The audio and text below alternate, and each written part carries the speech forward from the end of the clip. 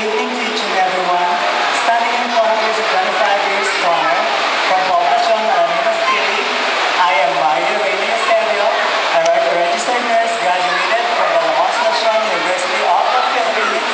But tonight, allow me to stand by the witness, the very famous, the very beautiful, from the cast of Temptation Island, the one and only, your fashion lady, Miss Solange. Yes, thank you.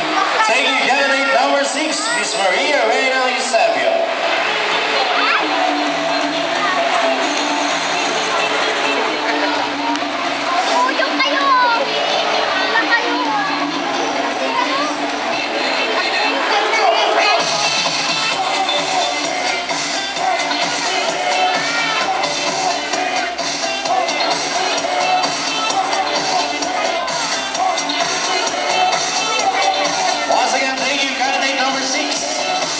The show must go on. Candidate number 7.